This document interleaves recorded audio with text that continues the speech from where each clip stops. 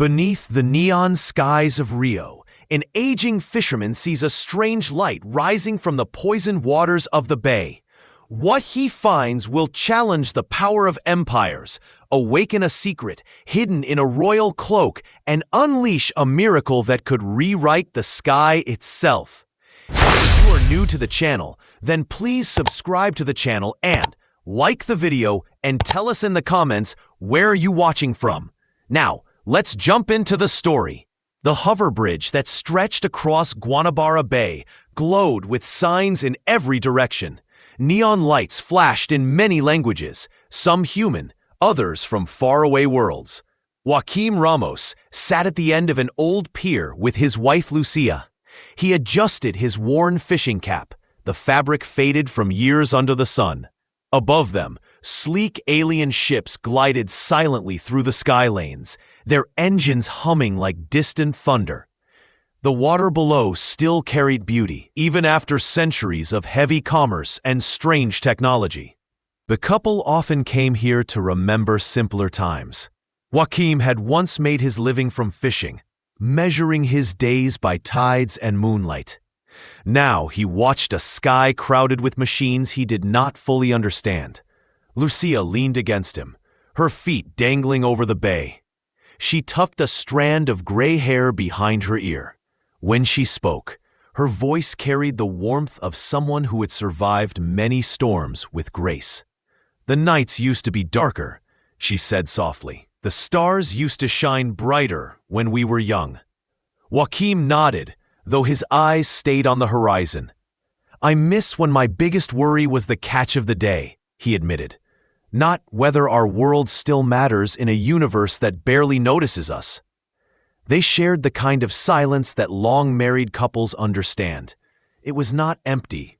It was filled with unspoken memories, of laughter, of disappointment, and of dreams that had never taken root. For 20 years, their small apartment had been quiet. No sound of children running, no voices calling for comfort. They had learned to live with that silence, but it still lingered like a shadow. Then something unusual disturbed the still night. A soft glow appeared on the water. At first it looked like a reflection from the neon towers, but the light moved against the current. It was steady, pulsing, and strangely alive.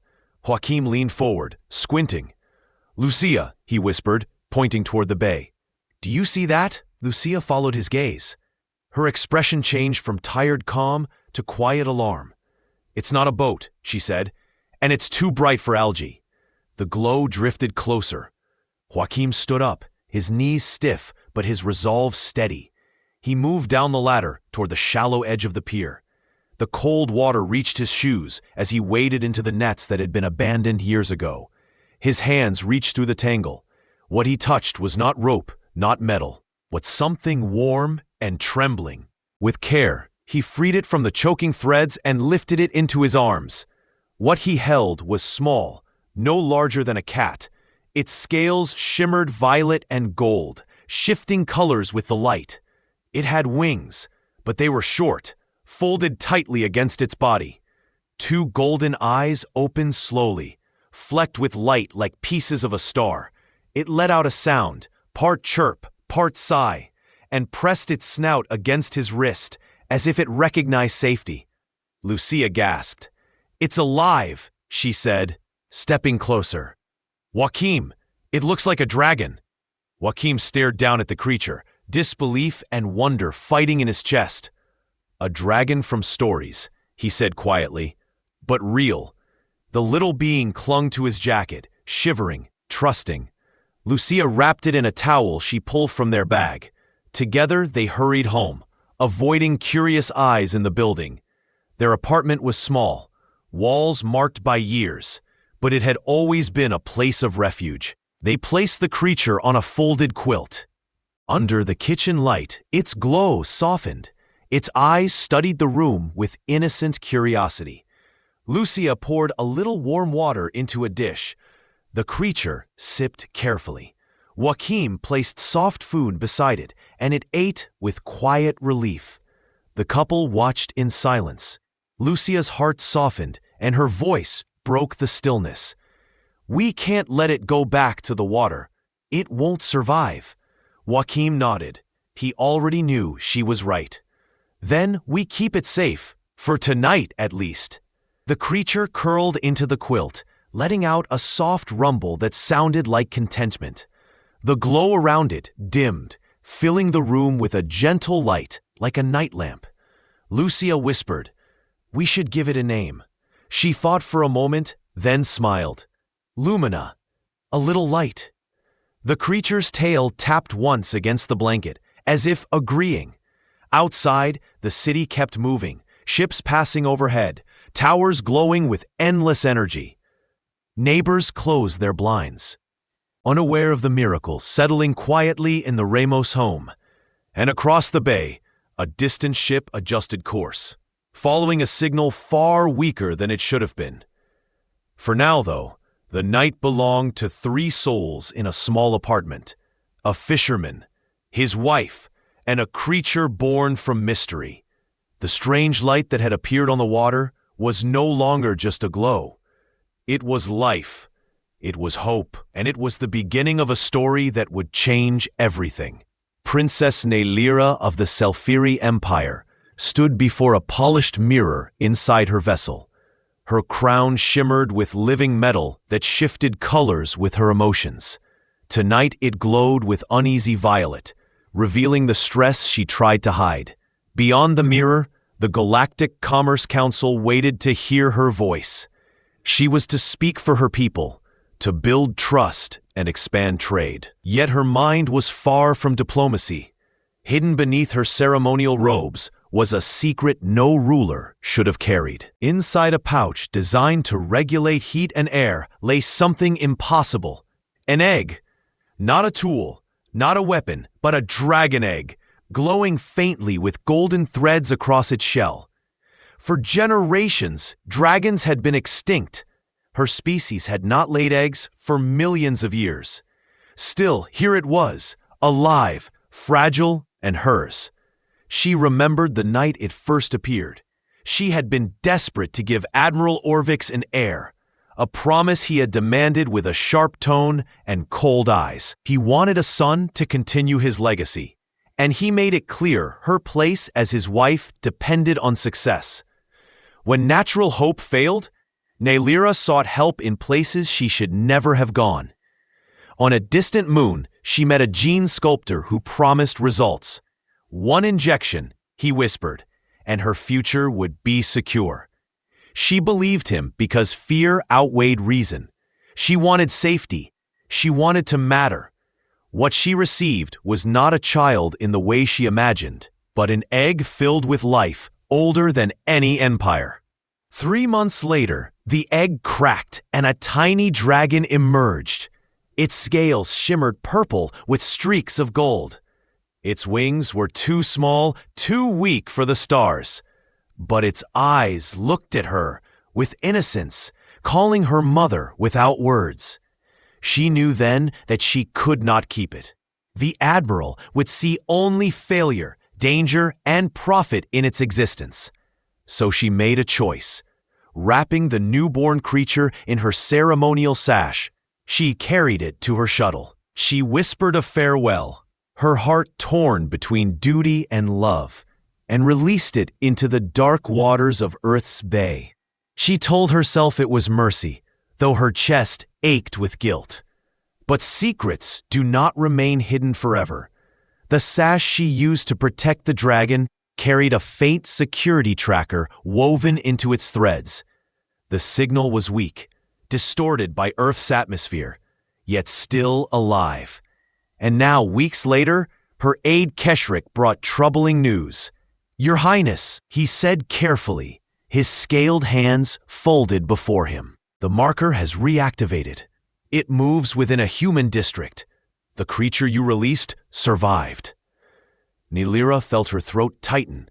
The crown above her pulsed with anxious light. "Prepare a small team," she ordered. "No weapons, no noise. I will go myself." The ship descended toward Rio de Janeiro, its lights bending around it with cloaking fields. Neilira stepped into the humid night air, her robes trailing softly behind her. The city's towers glowed like neon blades. But she ignored them. Her focus was on a modest building near the bay, where the signal led. She knocked on a door at an hour when no one expected visitors. The sound echoed through narrow hallways. Finally, the door opened, and she saw two tired humans staring back at her. Joaquim Ramos, weathered and wary, stood in front. Beside him, Lucia Ramos, calm but protective, looked at her with eyes that held quiet strength. "You have something that belongs to me," Naylira said. The translator softened her words. But the meaning remained sharp. Before either human could answer, a small head peeked out from behind Lucia's legs. Golden eyes blinked up at the princess. Soft scales shimmered in the faint light. The dragon, alive, growing, and trusting, pressed closer to Lucia, as if she were the only mother it had ever known. Naylira's practiced composure cracked. She dropped to her knees, whispering in her own language, "You live." Her voice trembled, carrying wonder and sorrow in equal measure. Lucia stepped forward, her hand firm on the creature's back. "She chooses us," she said quietly.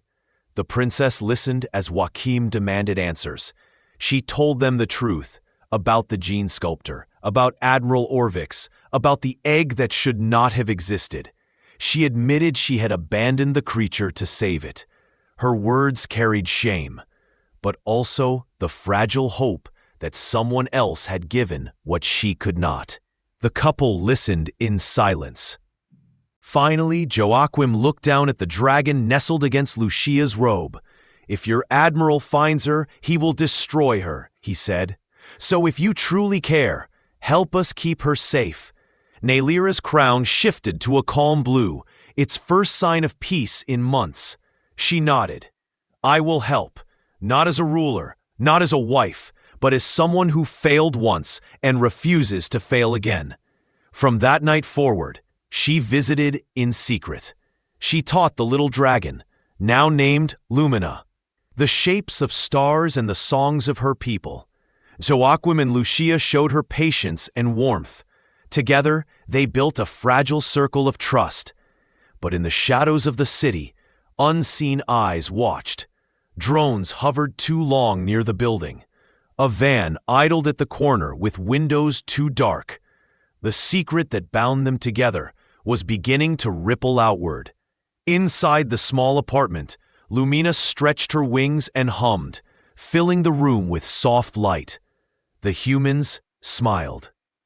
Naylira watched with quiet awe. For a moment, the fear of the outside world faded. Here, at least, the dragon was safe. Yet deep inside, the princess knew the truth. This secret would not remain hidden forever. Lumina grew slowly but surely in the small apartment that overlooked Guanabara Bay. She was no longer just a fragile creature rescued from the nets. Each day her scales shone brighter, her eyes carried more curiosity, and her presence brought quiet changes to the world around her. Joaquim and Lucia noticed first, though they kept the truth unspoken between them. The water from their tap tasted cleaner. Lucia's aching hands, stiff from years of sewing, eased whenever Lumina curled against them at night. Joaquim's cough, born from decades of sea air and pollution, faded until he almost forgot it had ever been there. Neighbors began to notice as well. Dona Nereida, on the second floor, who rarely left her room, walked to the market one morning and told everyone her knees no longer hurt. A young boy with weak lungs suddenly breathed with ease, his laughter echoing through the hallways. No one could explain the changes, but everyone agreed that the old building felt different. Lucia often sat on the floor with Lumina, brushing her soft scales. "You are more than a secret," she whispered. "You are a gift." The dragon purred in answer, a sound like distant bells. Princess Naylira visited in secret. Her cloak pulled close around her as she slipped through the narrow streets. She carried supplies, medicines, and star maps that she projected on the ceiling for Lumina. She spoke of distant planets and old myths, but she also carried warnings. The Admiral searches constantly, she told Joaquim one evening. His network is vast. If he learns Lumina lives, he will come for her. He sees only power, not life. Joaquim looked at the sleeping dragon, curled in a basket. Then we will guard her, he said firmly, as long as we can breathe. Lumina soon found her own way of speaking. She did not use words. Instead, she sent images and feelings, as if painting with thought. She showed Joaquim a picture of calm seas and patience. She gave Lucia the sense of mending something broken until it was whole again. To Naylora, she offered a memory of the moment the egg had glowed with warmth, carrying the silent message, "You were right to love me, even in secret." The building itself began to change. The water pipes ran clear, carrying fresh streams instead of rusty trickles. The air in the stairwells smelled lighter, almost sweet. Quarrels between neighbors softened into friendly debates. Even the stray dogs that lingered near the alley barked less and seemed content to sleep in the shade. But change, no matter how gentle, never goes unnoticed for long. A van parked too often near the building, its windows too dark. Drones circled above more than once, pretending to check power lines, but hovering longer than needed. Naylora grew tense. "Eyes are turning this way," she warned. "Soon questions will come." Lucia stroked Lumina's back. "She is not something to be studied," she said. "She is a child." Joaquim agreed. "And children belong with family, not in cages." One night, Lumina padded to the pier, her golden eyes fixed on the water. She dipped her tail into the bay. Instantly, the water shimmered around her, heavy metals and toxins gathering like dust to a magnet. She shook her tail, and the pollution clung to the stone edge, leaving the current clear and alive. "She is cleansing the water," Naylora whispered, awe in her voice. From that moment, Lumina repeated the act often, quietly helping the bay heal. Small schools of fish returned, flashing silver beneath the pier. Local fishermen began to speak of better catches, though they did not know the reason.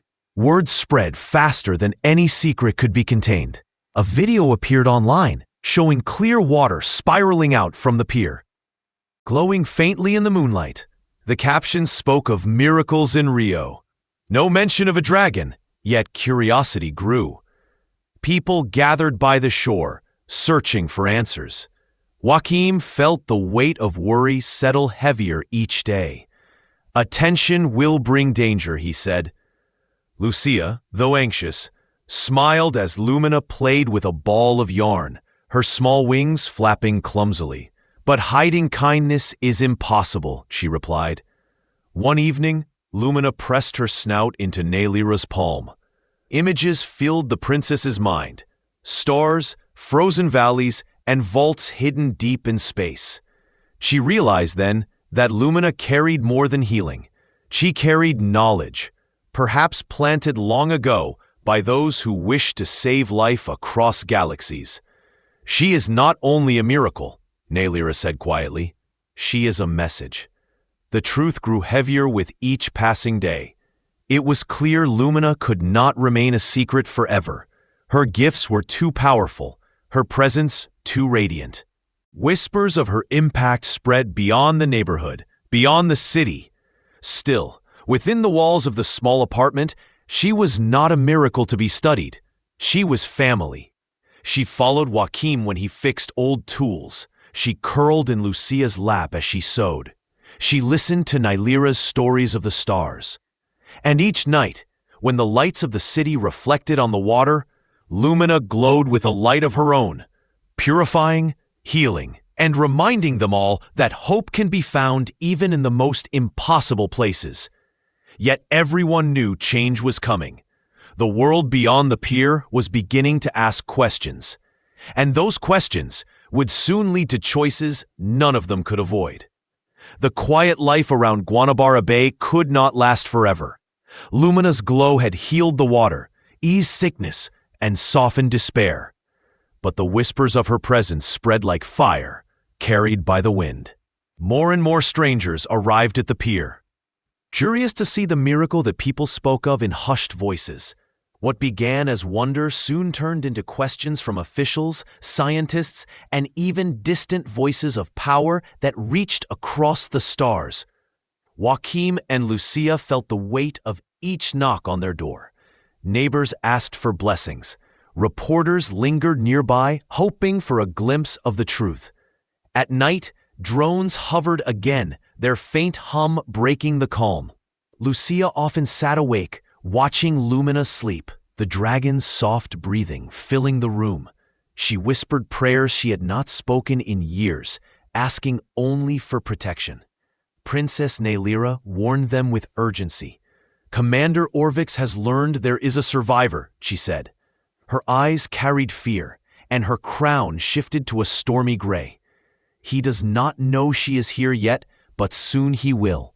And when he does, he will not come with kindness. He will come with force." Joachim clenched his weathered hands. "Then let him come," he said. "We will not give her up." But even his voice carried doubt, because he knew their love alone would not stop the storm that loomed. Lumina seemed to understand more than anyone expected. She began projecting images into their minds more clearly, showing visions of herself, older, stronger, her small wings glowing brighter. She showed them planets blooming into life, deserts turning green, and polluted skies clearing. Each vision carried the same message. She was not born to hide. She was born to change. The day of reckoning came sooner than they hoped. Ships appeared in the sky above Rio, their shadows stretching across the bay. The people looked up in fear, whispers spreading through the city like a wave. Some believed war was coming. Others believed judgment had arrived. Naylira arrived at the apartment before dawn, her cloak damp with sweat. "You must decide," she said. "If Orvix takes her, she will be weaponized, used to fuel warships and crush worlds. But if you stand against him, you will face a battle greater than any your people have known." Joachim and Lucia exchanged a look, the kind that spoke of a lifetime shared. Lucia held Lumina close, the dragon's scales glowing faintly against her chest. "She is ours," she said simply. "We did not find her to lose her now." That night, on the beach, a crowd gathered. They came not because they were forced, but because they had felt Lumina's quiet gifts. Healed children stood beside their parents. Fishermen spoke of returning fish in the bay. Neighbors who once argued now stood united. They formed a circle of protection, fragile yet filled with courage. Orvix himself descended with his guards, towering figures, armed and cold. His voice boomed across the sand. "The creature belongs to me. Step aside." But before anyone could speak, Lumina stepped forward. Though still small compared to the soldiers, her presence was immense. Her wings unfurled, glowing with a light that reflected off the waves. She sang, not in words, but in sound that carried through hearts and minds. It was a song of healing, of choice, of freedom. The guards hesitated. Even Orvix faltered, his 4 eyes narrowing as if struck by something he could not name. Then the sky itself responded. Clouds split, revealing streaks of gold and violet light. Stars seemed to shimmer closer, as though leaning in to listen. Lumina's glow expanded, purifying the air, calming the sea, and wrapping the crowd in warmth. Naylira stepped beside Joachim and Lucia. Her voice carried strength. "She is no weapon. She is no possession. She is a promise that life can begin again." The crowd erupted with shouts of agreement. Fishermen raised their nets in defiance. Children lifted their hands toward Lumina, as if offering her the future. Orvix looked at the scene, saw the unity, and understood that force could not break it without breaking his own empire's fragile image. His voice turned bitter. "This is not this. The galaxy will know of her. Lumina answered not with threat, but with light. She projected an image into every mind present, a vision of skies rewritten, not with smoke and fire, but with clear air and bright stars. A vision of oceans that healed and lands that thrived. Her promise was simple. She would live to create, not to destroy. Faced with a choice he could not control, Orvix turned away. His soldiers followed, uneasy and shaken. The ships above lifted, fading into the distance. The crowd remained, silent at first, then cheering until their voices filled the bay.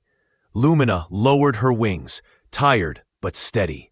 She pressed her snout against Joachim's chest and then Lucia's hand, reminding them she was still the child they had found in the nets. Nailaria touched the dragon gently, her eyes soft. "You have rewritten more than the sky tonight," she whispered. "You have rewritten what hope means." As the sun rose, painting the horizon in shades of purple and gold, the family stood together, human and alien, bound by love. Above them, the sky carried no scars of war, only the promise of tomorrow. And in that promise, Lumina's story was just beginning.